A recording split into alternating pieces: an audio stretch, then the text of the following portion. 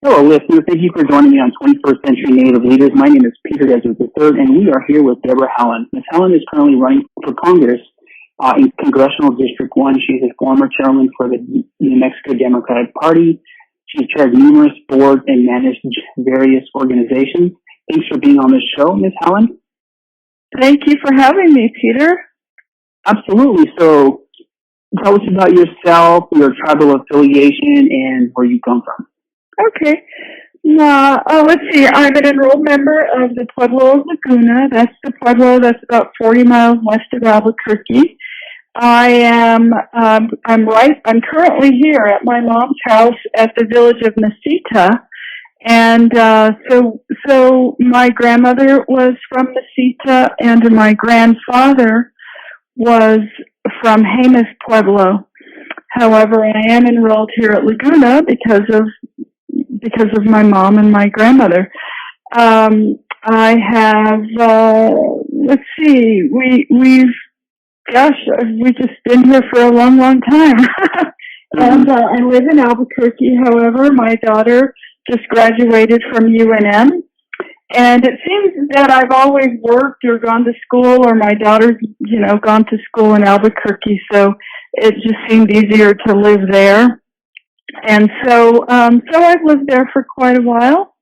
And my dad was in the military, and Albuquerque was actually his last duty station.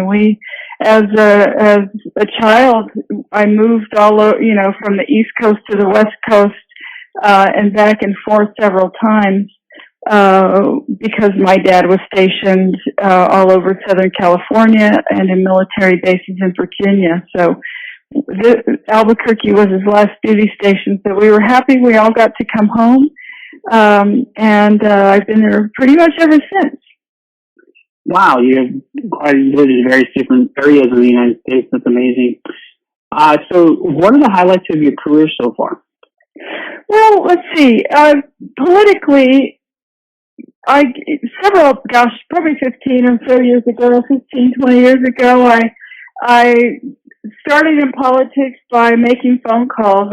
I felt that we needed to get more Native Americans out to vote. So I would find, any candidates that I liked, I would go into their campaign offices, ask for a list of Native Americans, and sit down and make those phone calls. And I eventually realized that if I went to those communities, if I talked face-to-face with voters, if I registered voters face-to-face in our Native communities, that I had a better chance of getting folks out to vote. So I got very, very involved in the 2008 presidential election. It was really the first time that a great deal of money and resources were put toward Indian country. I was a full-time volunteer on the Obama campaign, and we did a great job. We got about 60% of Native folks in Indian precincts to vote that election year. In 2010, I was this Native American program manager for the Diane Dennis campaign. And then in 2012, I was the state Native American vote director for President Obama's reelection. So that's, as far as my politics go, I started out as a grassroots volunteer, and I still feel that's my passion. I still want to do that. I still want to be in underrepresented communities, helping folks to be involved in the political process. I've also been the chairwoman of my tribe's Economic Development Corporation. I was the first chairwoman of the board of directors. Prior to my election, they had only had men. I was a tribal administrator at a pueblo here in New Mexico, and I've worked at a service provider for mentally disabled adults. I ran the office there. It was in Albuquerque. And actually, my very, very first job when I was 14 was at Zim's Bakery. It was a local bakery in the southeast heights of Albuquerque, and I would walk there from Highland High School every day after school, and I pretty much stayed there even after I graduated for several years. So I've owned my own salsa company, and I helped my brother on his construction company for about a year and a half at one point in my life. So I've done a lot of different things. Wow, you have absolutely have. That's quite a resume. So what was your path to leadership? I know you said you started from the grassroots and worked your way up, but did people come to you and say, we would like you to represent us? Can you take us through that process? Sure. So with respect to the politics, I think I'm a hard worker. I've worked really hard, and a lot of people recognize that. It's just in my nature. I actually have a work ethic because of my parents and because of Mr. Zinn, who owned the bakery that I first worked at. They taught me how to work. So I have worked extremely hard, and when you show the signs of working hard, people want you to do things for them because they know you'll get the job done, and so that's pretty much. I feel like within the Democratic Party, if you work hard, you can really get somewhere. The party, we have so many wonderful, wonderful volunteers within our party throughout the state who are in leadership roles and who have done fabulous and really wonderful jobs for candidates, for their community. There's folks across the state who have taken the initiative to start scholarship programs and things like that. So I have had a lot of mentors, a lot of folks I have admired who have just been involved for a long time, and I pretty much followed their lead, and then eventually I maybe was in the right place at the right time where I was able to apply for a job and got the job. So I, with respect to my leadership role at the Laguna Development Corporation, I had been appointed to that board by the tribal council, and then I just had an opportunity to run for the position, so that's what I did. Wow, that's amazing. So, in your eyes, whenever you see leaders, whether local, state, or national, what makes a good leader? What are some qualities or characteristics? Some qualities, one good quality is that you can make decisions and not go back on your decisions, that you decide something and you make the decision, and sometimes decisions aren't popular with everybody. I'm sure we've all had to experience that. But I think that's definitely it. I think as a leader, I've always tried to be an example. I don't ever expect anybody to do anything that I'm not willing to do myself. If I want, as a chair of the Democratic Party of New Mexico, if I wanted volunteers to go out and register voters, I had to be willing to do that also. So I'm a voter registrar. I will not ever ask anyone to do anything that I can't do myself. I think as a leader, you need to have all those experiences so that you can be a role model. It's not unlike growing up in a household where my mom taught us everything we know, everything we need to know about, our obligations to our Pueblo community. She never just told us what to do. She actually showed us. So I take that lead from her as well on how to lead. But I think those are several characteristics that I think are important. Nice. I like the way you connected that back to your mom.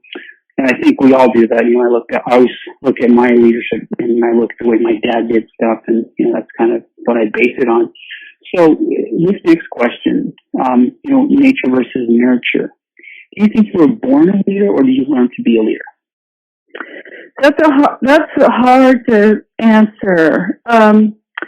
I think about perhaps I think some people are comfortable being leaders, and that's kind of obvious, and some people naturally gravitate toward that, right? They just step up and start doing something, and other people will follow. My grandfather, he was a diesel train mechanic. They went to him, and my grandmother worked on the railroad in Winslow for 45 years. And it was, when they laid the easement through Laguna, the railroad promised jobs to anybody who wanted a job.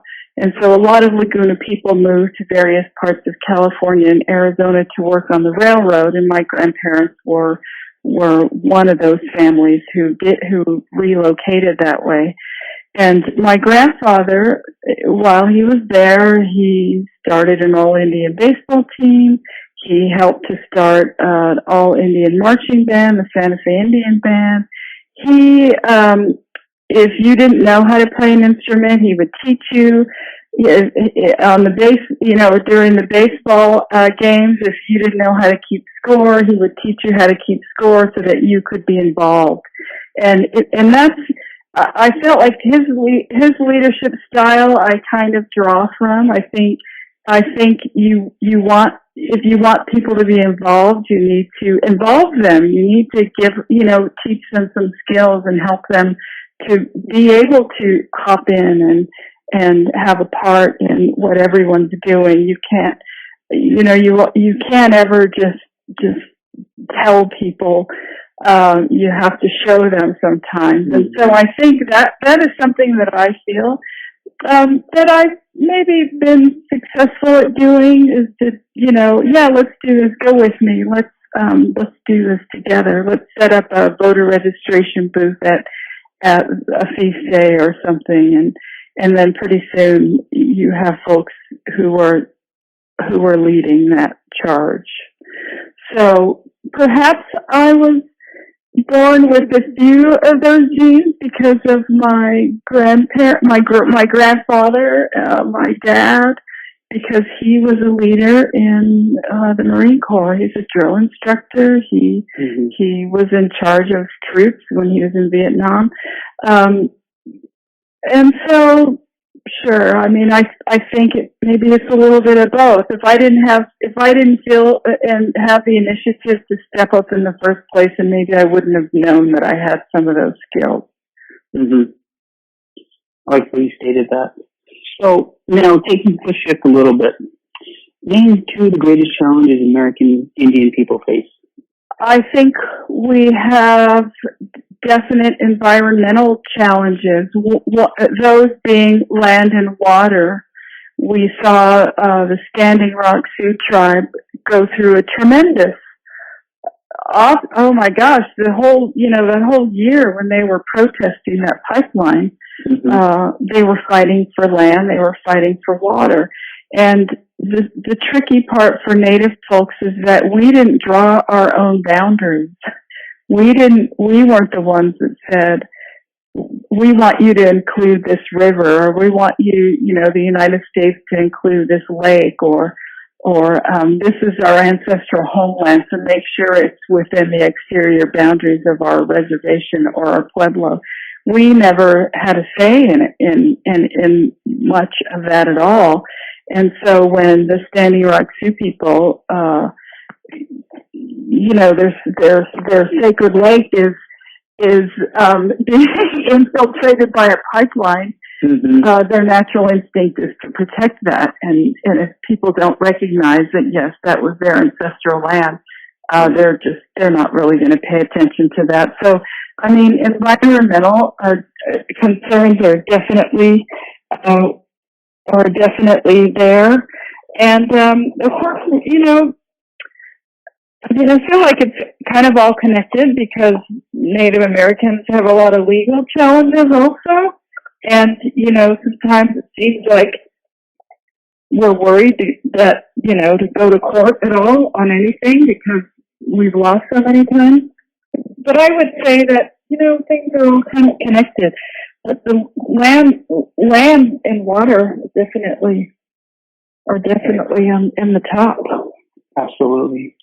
And so whenever you saw that going on in Standing Rock, I feel like it took a certain issue, the water issue, for natives across the U.S. to almost band together. Like I can't think of any other time in history aside from the 1970s that happened. But I feel like natives have this voice now that, because of the protests and the activism, like we have this voice. I mean, how else could that have happened? This subject has kind of recently come up lately because we had Pueblo Revolt Day. When was that? Wednesday. It was on the 10th, so August 10th, Thursday, I think. Yes. And so that was a really prime example of how tribes work together to, accomplish a goal. And a lot, you hear a lot, it seems like throughout history, it's been difficult to get tribes to really band together to accomplish a goal. And we could see that throughout history, starting from the East Coast, all the way to the West. It hasn't been easy for everyone to get together to accomplish a goal. But I think that in this day and time, a lot of people maybe recognize Standing Rock as being symbolic of so much of what Indians have lost over the centuries since, the Europeans came over here, that it was hard to ignore that.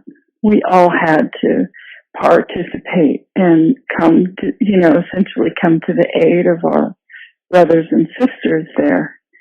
And so, in the end,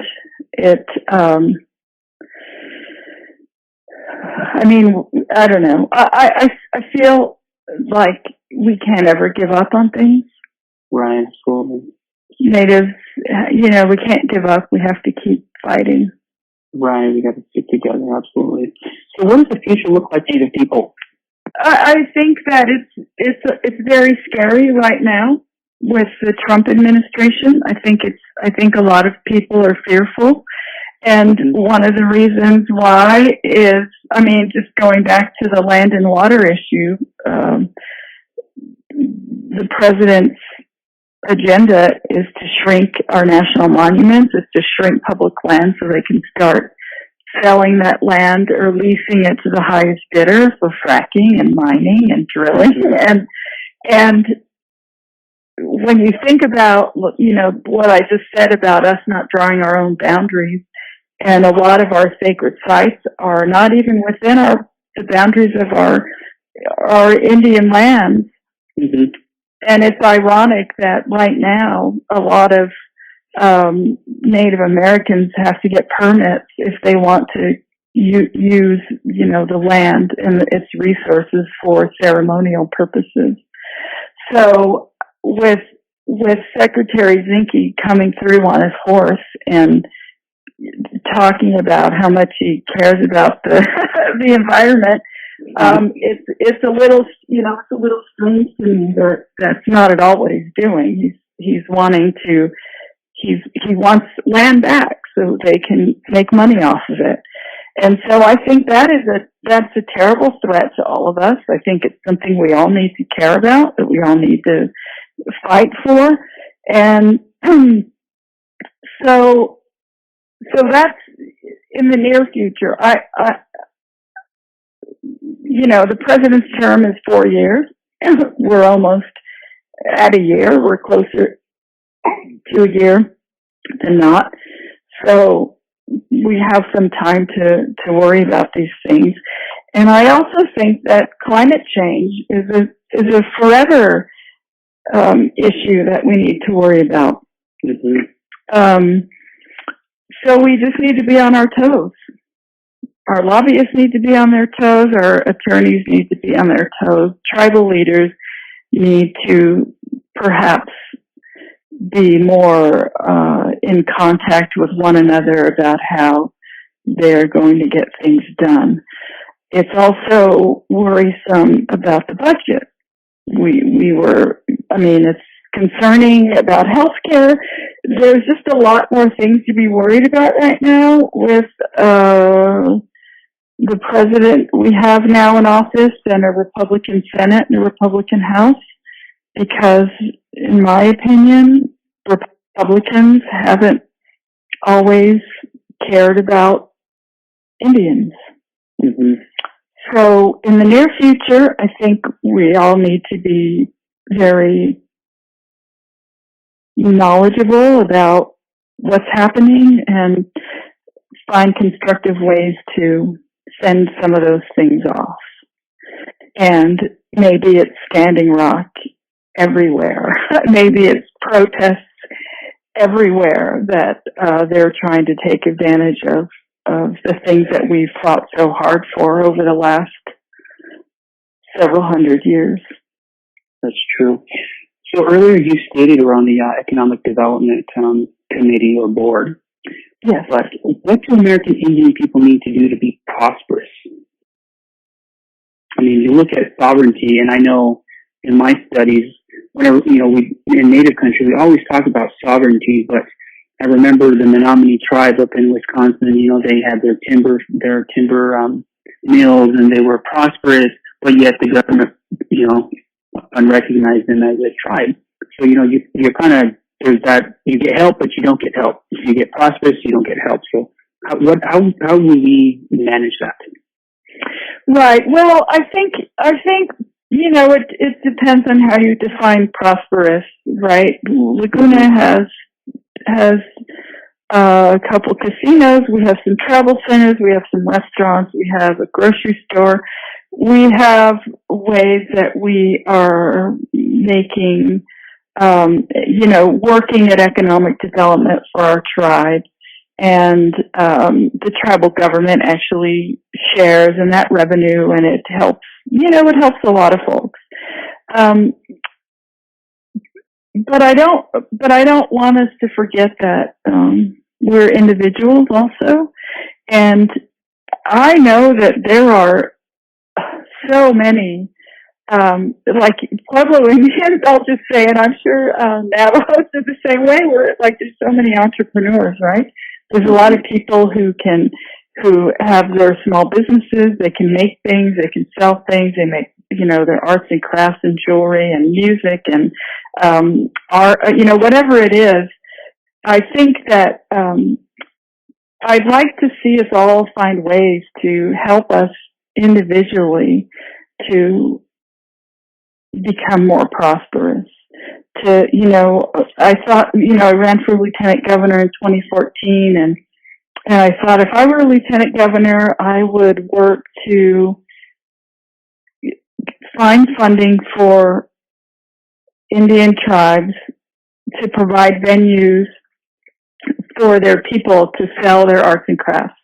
Mm-hmm. Because that's a huge part of who we are, right? We make things. It's how we're, before we were making clothes and shoes and things that we used every day. Right now we're making, now a lot of it is defined as art, but I'd like to see us, I'd like to see individual people have opportunities to be prosperous too. And if that's providing venues for people to sell their things at, for, providing small loans for folks to get started in their small businesses, whatever it is, I think that we can individually make some inroads into, having that prosperity for our families. Nice. I like that. Yeah, so, I know for the Navajo, they have their RBDO, the Regional Business Development Center. I think that's one thing. But I hear there's a lot of red tape with that. How would we go about getting rid of all that red tape? Oh gosh, I'm sure there's a way. Sure, there's a Right. way. There's a will. There's a way. Yeah, I know. That's the unfortunate part sometimes that if it's taxpayer money, if it's state money, if it's federal money, you have to be accountable for it, and that's a good thing, right? That is a good thing because none of us want to know that our tax money was spent unwisely or what have you. So yes, there is. I'm sure there's ways to streamline some of those things, and so yeah, we should try to find those. Take a little shift on this again. How important is your culture? Extremely important. In fact, I'm here today. It's our feast day for Mesitas on August 15th, and I'm here today baking my bread because I can't, I have to start ahead of time doing all the cooking so that we're ready to open our home on feast day. So I meet all my cultural and traditional obligations to my mother and my family, and yes, it's very important to me. So, is it where you get your strength, your grounding? Oh, absolutely, yes, absolutely. There's certain things I feel very strongly that our cultural obligations are not delegable. So if it's my job, I have to do it. I can't give it to someone else to do. And my mom, she's 82. She's in a place now where she worked for, she used to be the one doing all the work, and we were kids and we would help her, and now sort of the roles are changed a little bit. It's my job now. She's taught me everything I need to know, so I do what I'm supposed to do. And that includes washing dishes. Yeah, that's true. That's true. So there you go. Right. We'll be ready on Tuesday, and if you and your wife are down this way, you're more than welcome to come over and eat. Wow, thanks for the invitation. So I have a question. This is, can you explain the feast days? You kind of mentioned it a bit, but you open your house up. Can you explain that to the audience? Right. So the pueblos were Catholicized by the Franciscans. Back when the Spanish came, the Franciscans came and they Catholicized all of us.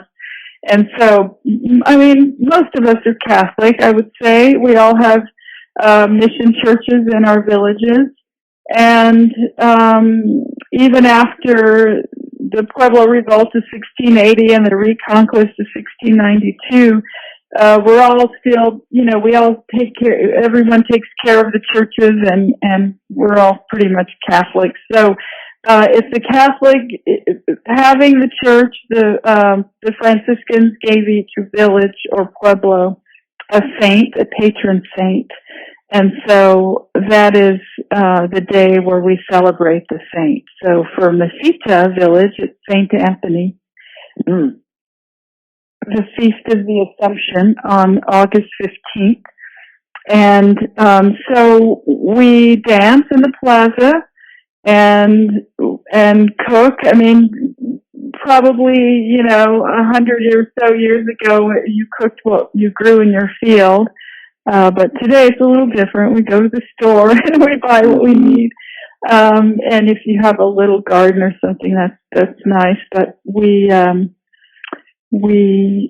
cook, and it's, if you our sort of idea is that if you are generous with people, you will never want for anything. So you're always wishing people, good fortune and goodness for everyone, and in turn it would come back to you as well. So yeah, I like that. It's interesting. My grandmother, my dad's mother, whenever people would come, that's kind of what we did. She always put on coffee or tea, and she made bread, and she'd always get some lamb, and she'd butcher and feed guests. because, you know, back 40, 50 years ago, people, when they traveled a distance by wagon, right? So that was one of the traditions and customs that, you know, I always remember getting ready for bread, and people would come and, you know, they'd stay for 4 or 5 hours and help out. So that's so interesting. You know, I'm glad you explained that. So you kind of mentioned if you've ever read, there's a book called The Names. It's by, oh God, don't tell me I can't remember the author. The Names. I'll remember the author. I hope, he has a wonderful account of the Navajos coming to Jemez for the feast day. But they would come ahead of time and help with the harvest, and then they would stay. And it's a really a beautiful account of that. So that's just a side. You might want to read that at some point. Oh, okay. Scott Mama Day. Scott Mama Day. Scott Mama Day? Oh, yeah. Okay. All right. So this next question, you kind of mentioned, you talked about this a little bit earlier, but what does it mean to be a modern Indian? What does it mean? Yeah. Well, I mean, I think we all need to be cognizant of this. I mean, you need to keep your culture. You can't ever sacrifice that. But I think we all need to be cognizant of future. We're not living in the past anymore. We have computers and technology, and we have court systems and MVD and all of these things. We have to continually stay up with things, but at the same time, never forget our past. Mm-hmm. So, because if we're not ready, if we don't have people on the front line to fight for things for us, to fight for healthcare, to fight for, land and water rights and all these things, we could lose stuff. Right. So I mean, it's hard, it's kind of corny in a way. You've heard people say, oh, we're living in two worlds, but I mean, that's really pretty much what it is. Right. Living in two worlds. Right. I think that's the thing is, like, we have to balance, like, we have to, I mean, even language is called code switching, right? Yes. And like, for culture, like, I mean, I have to be cognizant of my traditions, but yet I have to be successful in mainstream. And to be able to, flip code switch back to going back to the Navajo reservation and participate in ceremonies.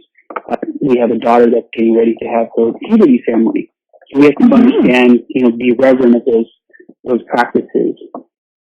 So, yes, absolutely. I think that's the thing that's really unique about being Native American, is that we have that responsibility to be successful in both worlds, I guess.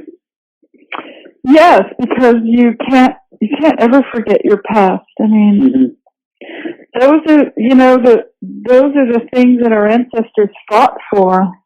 We have to honor their memories. We have to honor all the hard work that they did. When I think about my grandmother being at St. Catherine's boarding school, I mean, they just took her from her family when she was 8 and put her in boarding school.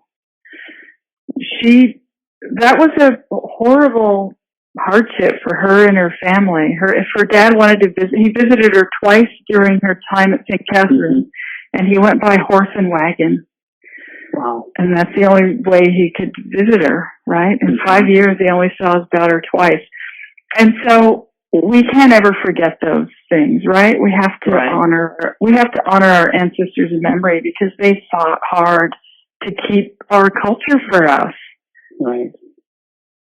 Absolutely. I think that's the power of it. I mean, it's such a powerful concept that's the reason why I asked the question, because, sometimes, I know when I was growing up, I knew I had the culture, but then at some point I was embarrassed of it.